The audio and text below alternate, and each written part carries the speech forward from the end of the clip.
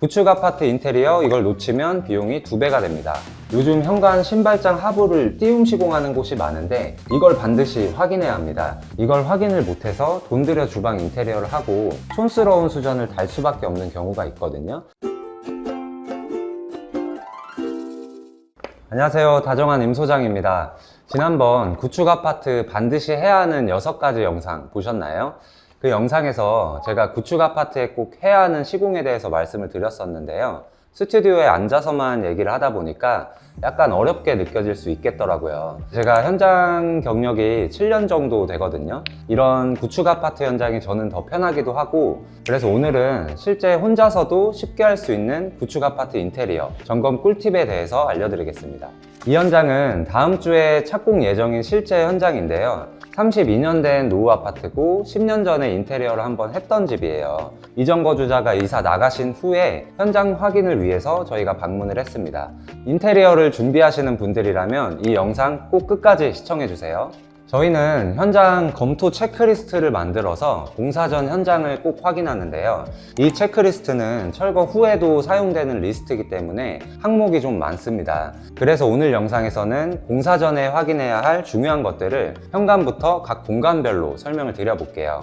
가장 중요하게 보셔야 할 부분은 5가지인데요. 단열, 샤시, 난방 분배기, 수압, 그리고 구조 변경을 계획 중이라면 벽면 검토까지 하시면 됩니다. 그럼 현관부터 하나씩 확인하면서 볼까요? 현관에서는 현관문이 작동은 잘 되는지 확인하면 좋습니다. 현관문의 상태에 따라서 교체를 해야 하는지 수리와 리폼으로 비용을 아낄 수 있는지 결정이 됩니다. 어느 정도면 교체해야 되나요? 문틀에 뒤틀림이 심하거나 이 바깥쪽에 힌지가 고장난 경우에는 문이 잘 안 닫히고 안 열리거든요. 이런 경우에는 힌지를 조정하면 수리가 가능하지만 문틀의 뒤틀림이 심해서 여닫기가 힘들거나 또 이 도어락이나 보조키를 많이 하면서 여기저기 구멍이 나 있는 경우에는 아무래도 교체를 하는 것이 좋습니다. 이 집은 지금 도어락 교체나 현관문은 상태가 괜찮아서 도어락은 리폼을 하고 현관문도 리폼하는 것으로 진행할 예정입니다. 요즘 현관 신발장 하부를 띄움 시공하는 곳이 많은데 이걸 반드시 확인해야 합니다. 현관은 수도 배관이 지나가는 곳이기 때문에 이걸 모르고 무조건 신발장을 하부 띄움 시공을 하면 하부의 수도 배관 때문에 어색한 디자인이 생길 수 있어요. 집마다 다르겠지만 수도 배관이 바닥에 매립되어 지나가는 경우가 있고 한 단 높이 올려져서 지나가는 경우가 있습니다. 바닥에 매립되어 지나가는 경우에는 띄움 설치가 가능한 반면에 한 단 높이 올려져서 지나가는 경우에는 행인용 신발장이 어색하기 때문에 다른 디자인으로 계획하는 게 좋습니다. 또 현관에는 두꺼비집이라고 부르는 세대 분전함이 있는데요. 보통은 신발장 뒤에 있습니다. 30년 넘은 아파트는 요즘 사용하는 가전에 적합하지 않은 회로 구성을 가지고 있기 때문에 새로 교체하면서 인덕션, 에어컨 등 회로 분리를 별도로 해줘야 안전합니다. 지금 이 집도 메인이 30A로 되어 있어서 평수에 비해 용량이 낮고 무전 차단기도 한 번도 교체가 안 돼 있는 걸 볼 수 있어요. 그래서 요즘 아파트는 최소한 50A 정도는 돼야 안정적으로 가전들을 사용할 수 있습니다. 몇 년 정도 되면 교체해야 될까요? 그리고 인테리어 할 때 전기선도 같이 교체해야 될까요? 보통 배전함은 15년 이상 되었으면 세대 분전함과 누전 차단기는 교체를 하는 게 좋습니다. 만약 전선의 피복이 그을렸거나 경화되고 잘 안 벗겨지면 전기선이 노후됐다고 볼 수 있거든요. 이런 경우에는 집의 모든 전선을 교체하는 것이 좋습니다.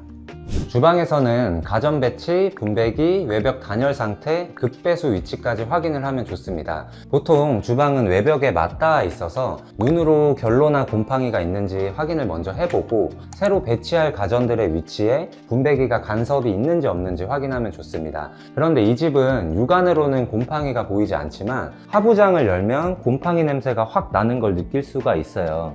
단열 상태가 좋지 않다는 것을 의심해 볼 수가 있습니다.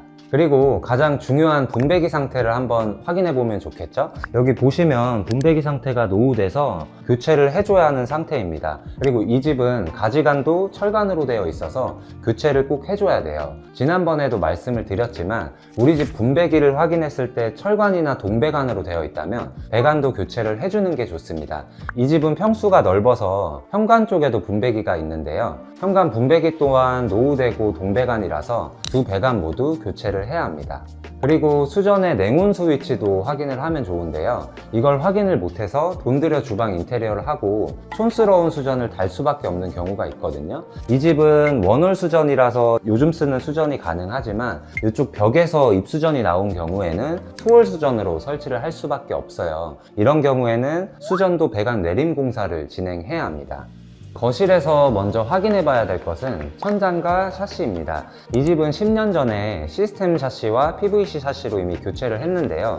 교체 주기에 가까웠기 때문에 전체 샤시를 교체할 예정입니다. 수명이 다 했다는 걸 알 수 있는 게 이쪽 베란다 창을 보시면 뿌옇게 습기가 차서 백화된 걸 볼 수 있어요. 기밀성이 깨져서 폐허유리 안쪽으로 공기층에 습기가 찬 겁니다. 또 바닥을 보면 마루가 변색됐죠. 이 부분은 샤시 하부 쪽에 단열이 제대로 안 되어 있기 때문입니다.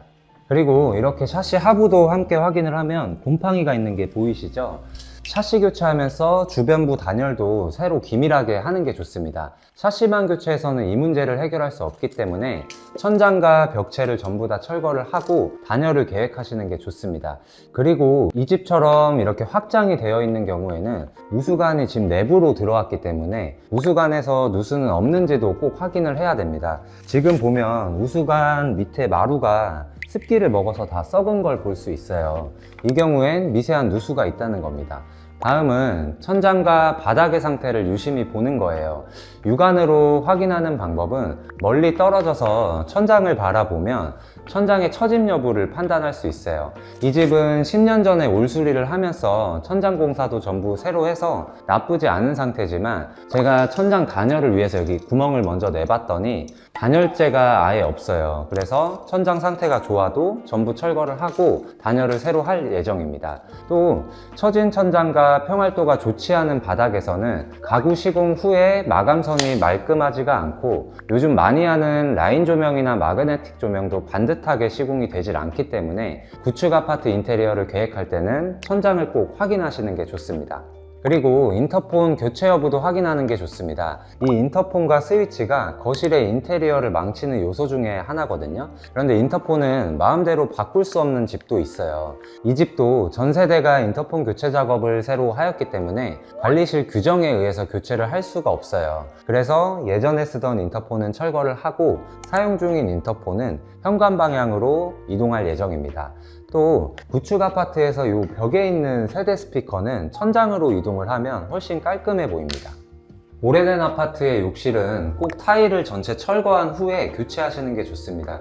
이 집은 타일 교체를 했지만 10년 전에 했기 때문에 전부 철거하고 방수부터 새로 시공할 예정이에요. 타일 철거할지 덧방할지 이거 기준은 한 10년 정도로 잡으면 되나요? 네, 인테리어 회사마다 다르겠지만 준공연도 10년 이후 된 아파트는 방수층이 좀 약해져 있기 때문에 철거 후에 방수까지 새로 하는 걸 추천드립니다. 저희 다정안에서는 신축 아파트고 타일이 잘 붙어 있을 경우만 덧방 시공을 하고 있습니다. 그리고 천장 점검구를 열면 윗집의 배관을 볼 수 있는데요. 윗집 배관의 상태도 함께 체크해 주는 게 좋습니다. 누수의 흔적이 있다면 공사할 때 관리사무소와 윗집 세대주와 협의하게 해서 배관을 교체하시는 게 좋습니다. 윗집에서는 비용을 아낄 수 있고 우리 집에서는 나중에 피해를 입지 않기 때문입니다. 그리고 직수형 변기를 설치할 예정이시라면 꼭 수압을 체크해 보셔야 됩니다. 직수형 양변기는 물탱크가 없기 때문에 수압이 약하면 설치를 못해요. 적정 수압은 0.22MPa에서 0.3MPa 사이면 안정적으로 설치가 가능한데요. 이 집의 수압은 제가 조금 이따 체크해 보겠습니다. 방에서 확인해야 할 부분도 마찬가지입니다. 특히 신경 써서 봐야 될 부분이 외벽 부분의 결로와 단열 상태인데요. 이 집도 기존에 확장은 되어 있는데 샤시 하부에 단열이 안 되어 있다 보니 마루가 변색이 되고 이렇게 지금 들떠 있어요. 그래서 이 집은 단열도 전부 새로 해야 되고 확장 상태도 다시 확인을 해야 됩니다. 그리고 스위치와 콘센트를 옮길 계획이라면 벽체가 내력벽인지 비내력벽인지 꼭 확인을 해야 됩니다. 내력벽에 스위치나 콘센트를 달고 싶다면 내력벽 앞으로 목공 가벽을 시공하고 전기선을 매립하면 됩니다.